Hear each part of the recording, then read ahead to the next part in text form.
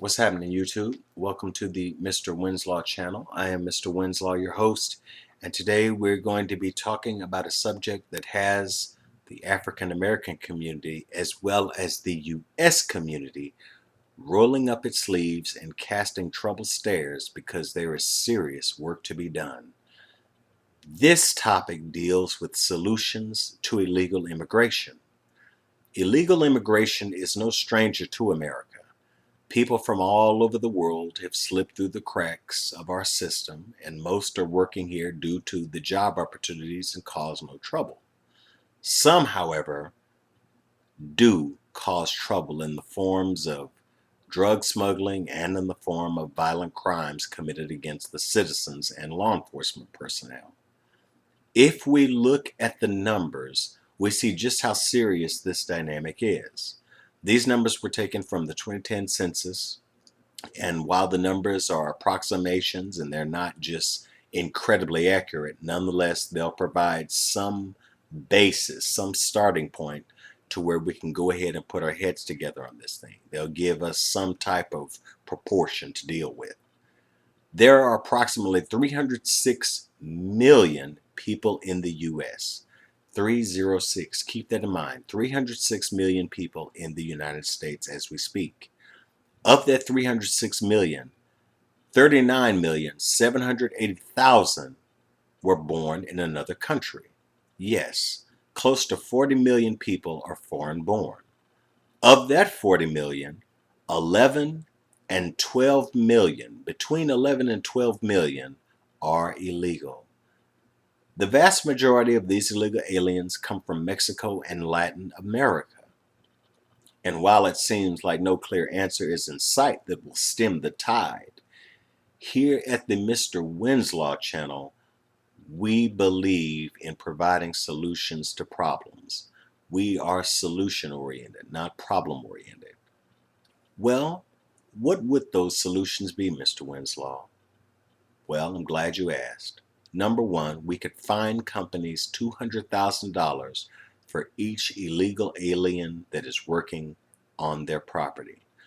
Let's suppose we have a business called Billy's Donuts or Sarah's Donuts, whatever the case may be. Sarah understands that if she hires illegal aliens, she could save pennies on the dollar because she doesn't have to pay them. They're not citizens. They can have cheap labor. She could be living high on the hog for a while.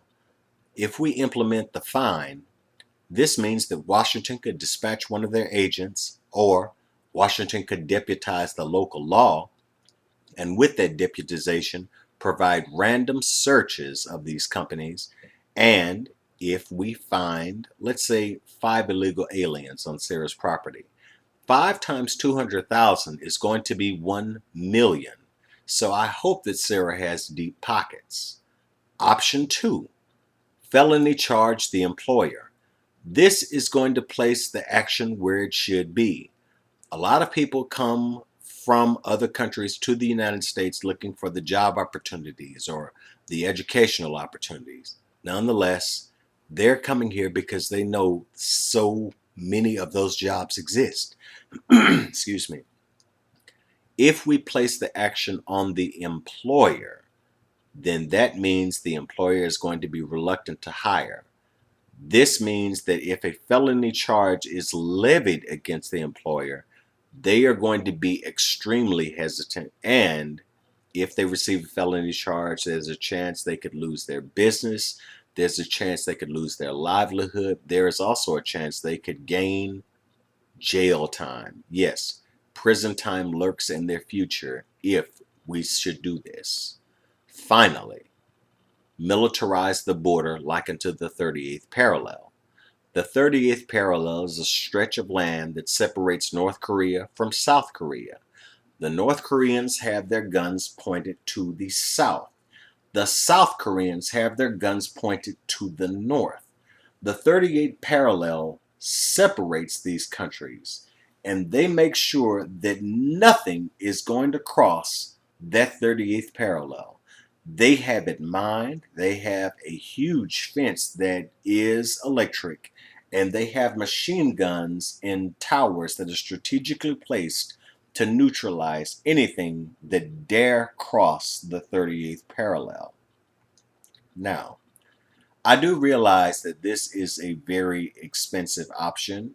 It is one that most people frown upon because militarizing a border automatically opens the door for loss of life. However, this is an option that we must consider, especially when we look at some of the ill-begotten effects of illegal immigration. In closing, I do believe that if you are going to become a citizen of any country, you need to go about it the correct way.